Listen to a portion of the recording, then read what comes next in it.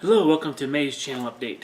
And we're about 2/3 of the way through May, and it's about when I want to do my channel updates. So, kind of a look at the last month and what's hopefully going to happen in the future. So, today I'm going to start by talking about a little mistake I made.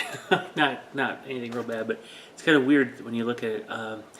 I spent in the last part of April a lot of time finishing those lizard men to get ready for that the last mission of my narrative campaign.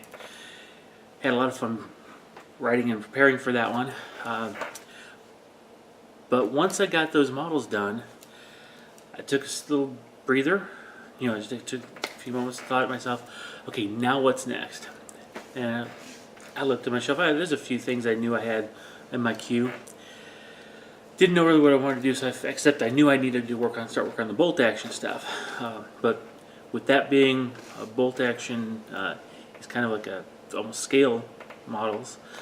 I wanted to be able to have some other things on the plate as well on the sci-fi side. Well, made the mistake of actually counting my queue, project queue, and there's only 250 models that need to be finished. I shouldn't have done that. I feel completely overwhelmed. I think it's exactly 251, and that doesn't count the models that I have parts for that I need to kind of pull together. For example, I've got a bunch of Kroot bodies that I basically have left over from my Saurus lizard Kroot conversions. So now I need to buy a whole bunch of Kroot heads and Kroot arms, and boom, I've got myself a whole bunch of more Kroot. Doesn't count those. Doesn't count other project ideas I have. Just 250 models. It's 251 models. So it's kind of a deep queue. Now this last week I was able to get 7 of them done. So we're down at 244. But those are just really decaling or replacing decals on my Raiders and Ravagers. So that wasn't a really heavily involved project. But it's like, that's a lot. I don't even know where to start. Some of them I need to buy materials or parts for. I know there's some I'll need to buy paints for, which when you start adding up the dollars, budget starts getting impacted. I know I'm actually running a little bit low on some of my glues as well, so it's like I'm fighting against the budget, and then I've got all these projects to do. A lot of them just need to be painted, but not the majority of them. The majority of them actually do need to be built or converted in one way or another. So it's just how do you actually tackle that much? Where do you start, kind of thing? So that's kind of where I'm at right now. With 8th edition, I don't even know which faction to focus on. I can't decide what to play. I can't decide what to model. So I'm kind of stuck in that boat. I guess the good news, though, having such a large project queue means there's a lot of material coming for model showcases and conversion corner videos. So there's an upside. Well, as soon as I figure out what I'm going to work on next. All right. Let's see. One of the things I wanted to kind of talk through is the narrative campaign. I was having trouble, getting everybody together on the same days. Just trying to coordinate 3 or 4 people is kind of hard. Finally got to the point though where we reached the second half of the campaign where there's only 2 players in a scenario instead of 3. So it should be easier to do, and I've got a couple cast players to bounce back and forth between. And so it's a little easier to schedule. And so we're almost doing I don't want to call it a mad rush because we're not rushing through this, but we're going to get all the way through mission 7. 5 is the last one up, so we're going to have mission 6 and mission 7 coming up. And then 8th edition will drop. And then we'll do the 8th and final mission that I had planned. We're just going to do that with the new edition, the rules and all. And I think that'll actually work better because the scale of the game is going to be much, much larger. We're talking north of 4,000 points on the side. We're not going to use apocalypse rules, but it's going to be that size of a game. You get to see the entire Grand Army on display at that point. So the thing is, how this is going to work is I don't know exactly when we're going to get to that 8th mission because we have to learn 8th edition, right? So fortunately for us here at where I'm at, my game shop is actually going to do a little escalation campaign starting with the drop of 8th. So I guess that's now been announced June 17th is when it's all going to come out. And so we'll start doing escalation, 500 points, 1,000 points, 1,500, so on and so forth. And that'll give us a chance to learn the system pretty well over the next few weeks, about a month. And so I'm thinking maybe by July we'll be ready to play the final, or the actual 8th mission. So, but I'm definitely going to be incorporating some of the more advanced rules that they started talking about. I kind of like their approach, but we're going to stick with the narrative, and I don't want to overcomplicate it, but I definitely don't want it to be too basic and too simple, because I want the flavor to really come out. But now once I've done that, I'm going to take a little break, not from the channel, but from narrative campaigns, because I want to get some games in myself. With doing so much recording of the narratives, campaigns, and having my own personal commitments on certain weekends and not be able to game, I haven't really played much in the last couple months, except for the odd Shadow Wars game. And this last Saturday, I was able to get almost the last hurrah for the 7th edition Tau game in. I had a mechanized infantry group with, of course, my flying circus, 5 flyers, and it was a fun game. Got a chance to really see how the 8th edition could affect us. Matter of fact, it could have helped in a couple places, could have hurt in a couple others too.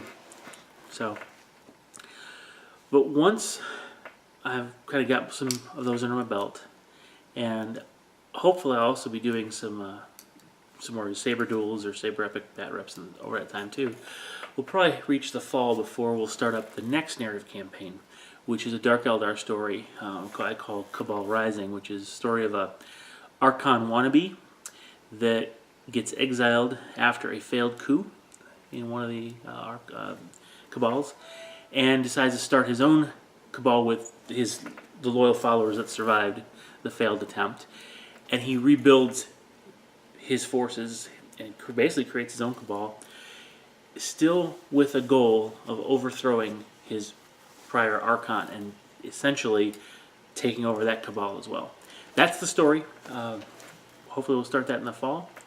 I've already got we got players lined up as far as I know which factions are represented in our game area, and I've got the scenarios all written out, but it's written for 7th edition, so now I got to rewrite them for all for 8th edition. I'll have to do some tweaks, I'm sure. And then finally, we do have a Dark Eldar player, and if that Dark Eldar player doesn't pan out, I've got a second one that can take his place. It's really good. I think I'm really well set to start that next narrative campaign out. I really enjoy it. It's a lot of fun to play. A lot of fun to watch the players play the scenarios that I've come up with. Some are easy, some are hard. Matter of fact, this 8th edition we'll have to see how things play out, because there's Zone Mortalis rules in 7th, actually, still. We don't really know what's going to happen with Zone Mortalis in 8th. But some of the scenarios require Zone Mortalis type rules, and some of our kill team rules. So, not certain how we're going to take that. I might use Heralds of Ruin kill team there. So again, I got to rewrite the mechanics of the scenarios, not the storyline at all, when it comes time. The other challenge for that is I got to create some terrain. I really don't have some of the special boards that I'll need.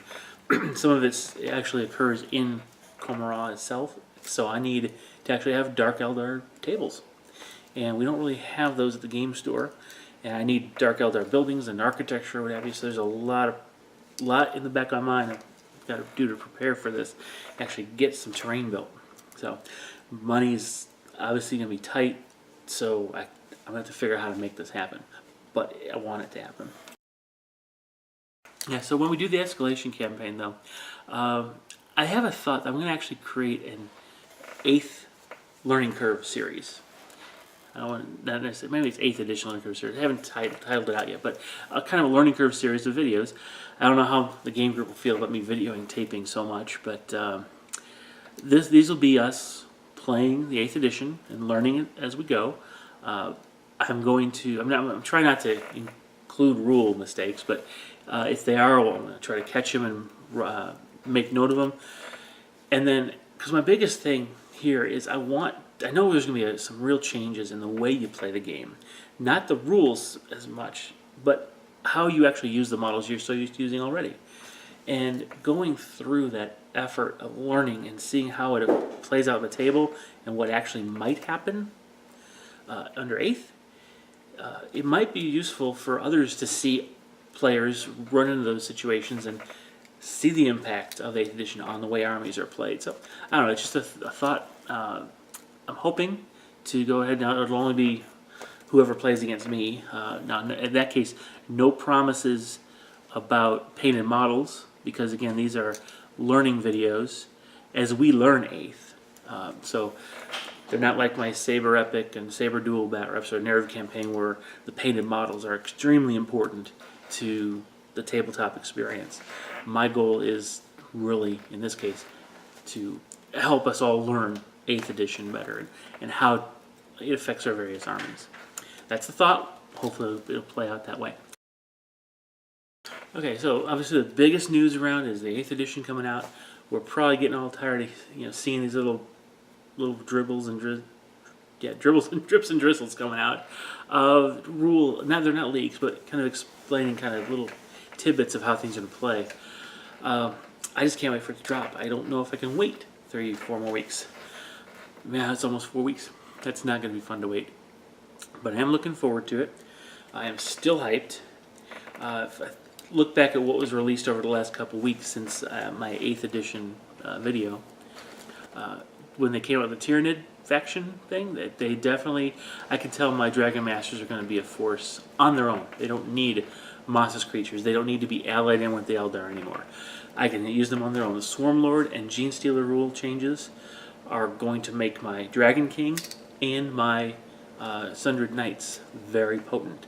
I'm really looking forward to that. So hopefully it's going to just get better and better across all the armies. And then when the vehicle stuff came out, especially the transport side of things, oh yes, my Orc battle wagons, I can hard case them and still assault out of them. I can run over enemy units. The best thing is Tank Shock is not just a morale check anymore. You actually ram and go into close combat and potentially squish your opponent's infantry. I can't wait to do that, especially with my Orcs. And actually even my Tau, my Devilfish, can now charge in. And because I can assault out of any vehicle now, I can actually charge my Fire Warriors. And yes, I do charge my Fire Warriors sometimes. Matter of fact, in this last game I had, this last weekend, I wanted to, I needed to. My opponent was holding one of the Emperor's Will objectives, and with his artillery unit, and artillery units are hard to shoot off the table because of that toughness 7 with the artillery pieces. And even with a strength 5 weapon, that's still wounding on 6s. So I figured if I could just drop my Fire Warriors off, these are just guardsmen, so I'll drop them off next to it, assault in the following turn, and I've got 4 up armor, he's got 5 up. We're going to both hit, I'm going to hit on 4s, he's hitting on 3s, we're both wounding on 4s. I mean, the odds are, they're close, but I had more models than he did at that time in the 2 units that we're going to fight, so if I could only have gotten out and charged. But no, I had to get out, stand there for a turn, shoot because I couldn't charge, and his point defense fire returned. He took the risk and dropped all 3 of his pipe plates around that unit, not a few inches away from his guys, and evaporated the unit. Very exciting game, exciting result to that particular thing. But I could see how it would be good to have those Fire Warriors charging right out of the Devilfish into a backline artillery unit. But on the flip side, I think that devastating return fire, that point defense thing, might actually play against the Joker in this case, the infantry guardsmen, because in the new rules, the artillery would simply fire 1 shot each, D3 or D6 wound or damage, or is it hits? I think it's hits, and then and I'd be hitting on. I don't even know what we're gonna hit on. If Overwatch is still 6+ to hit, I don't think it's gonna work as well to do that final point defense fire. And he wouldn't be able to wipe me off the table as easily with that. And that was really an exciting exchange. I threatened him, and instead of him shooting at units that were holding my objective with those guns, and believe me, those guns were hurting me really bad in my back line, he had to turn his attention to those Fire Warriors, and I think that actually spared me the game because I was fortunate enough to actually have a scoring unit left on my objective. So anyway, so 8th edition is really going to change some of the way we approach some of these challenges. So it's going to be interesting when it does fall. Now, with the release of all these different weapon profiles and such, and vehicle profiles like Lehman Russ, we get a feel for where our weapons fall, but they haven't released any of the Tau weapons yet. So I don't know for sure, but gauging what they've released, I'm thinking my railguns on my broadsides will be a -4 armor save. So that'll definitely help against tanks like Lehman Russ's. Even if it's a strength 8 weapon still, the broadsides, and the fact now that the broadsides twin linked actually get 2 shots, I should be able to, with a full unit of 3 broadsides, take out a Lehman Russ tank in 1 turn of shooting. Now, it's not aligned with the fluff, where a single broadside could pop a Lehman Russ, exploding it, but you know what? It's okay. I think that's still, there's some potential there. I think finally you're going to see a resurgence of, at least in my army, you're going to see those railguns a little more prominently. I'll probably build some more. I still have 2 more railgun sets that I can add to another crisis suit. Yeah, I think I'm going to be doing that. But, even though I'm hyped, there's some buts here. Is this the death of Rignon?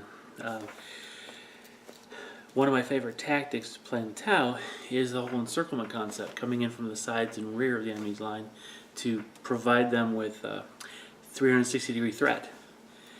And given the new rules that they're kind of referring to what used to be Deep Strike and Outflank, it looks like you put the models on the table as long as it's no closer than 9 inches from an enemy unit. So it's very, very unlikely that if that's how Outflankers come in now, that there will be any position on the side of the table where you could place them and still be more than 9 inches away from the enemy.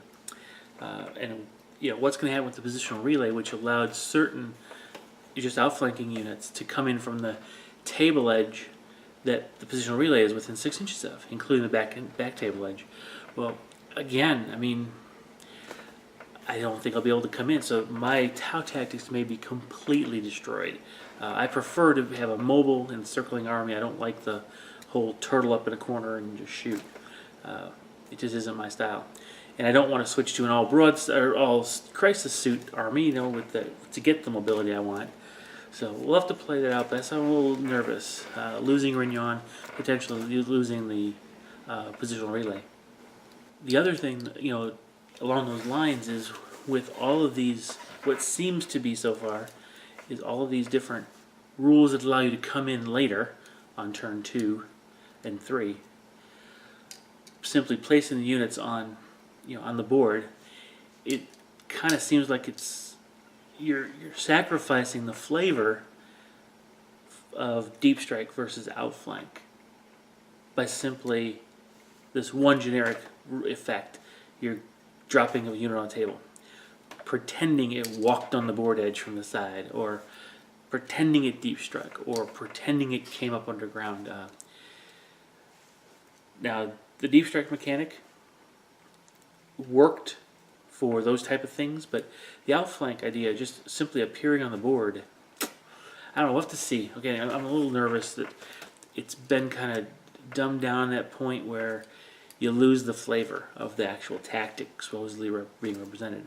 And I guess the last thing that I'm kind of still worried about, and I don't think I'm going to like, is though I love the changes, the improvements they made with the vehicles overall, I really think I'm going to miss having a side and rear armor variability there, because part of using vehicles from a tactical perspective is the consideration you have to make about where do I face my armor, and having to split your forces up so that you can get an angled shot on. That's how the Shermans dealt with the Panthers and the Tigers.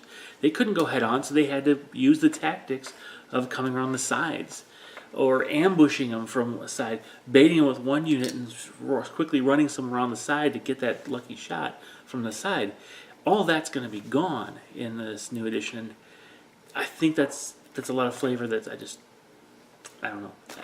Now maybe the vehicles will have, it's a 3-up armor save, for example, for Lehman Russ, but if you come up from behind, maybe it's +2 to the armor save, the armor roll. So maybe it turns into a 5-up. I don't know.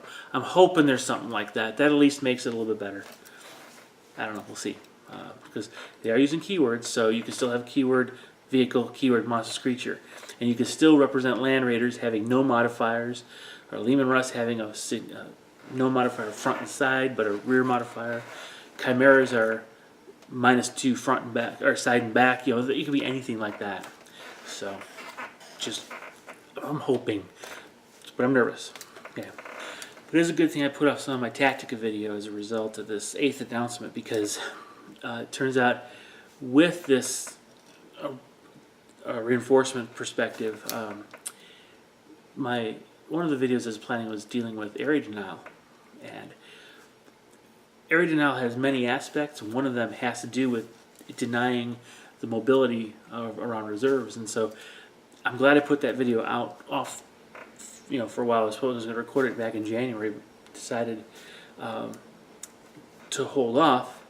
And when 8th was announced, I completely paused it until 8th comes out, and it's a good thing I did, because there'll be some real differences now if I were to record it now versus back a couple months ago.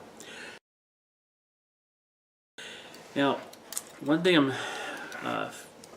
things have been tight around here for a bit, and I don't know where to go with this, so I haven't reached that comfortable place yet in this, but I'm thinking maybe starting a Patreon account. I don't know. And I didn't want to do ads, but it seems like everybody's doing them, and it seems to help. So I don't know. I don't know. I'm considering it. I'd like to know your opinions. Would it affect you? Does it affect you watching videos if there's ads at the beginning or the end? I mean, I'm not going to do videos.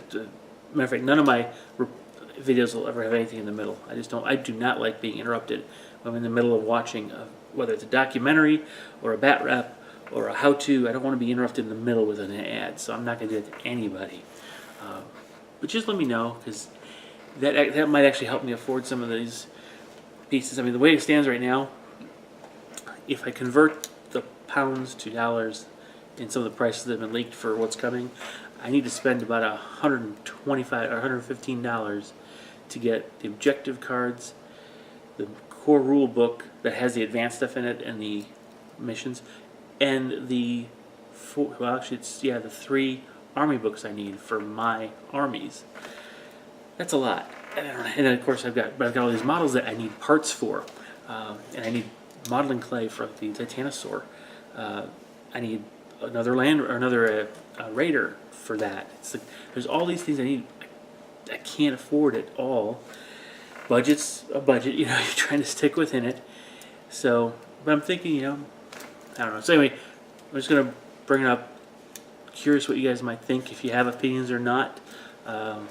What might be your experience, especially some of the smaller channels. If you do ads, does it really make a difference? Is it worth the effort? So that's really it. The last thing I want to bring up is I'm doing my Q&A at the end of this week, as far as recording it, because I put the Q&As out for the month on the very last day of the month. That's when I try to publish it. So right now there's only 2 questions that have been added into the comments. So if you haven't seen the Q&A video, go ahead and click up. I guess there'll be a link up there, and definitely down in the description, and maybe at the end of the video a link to get to the Q&A.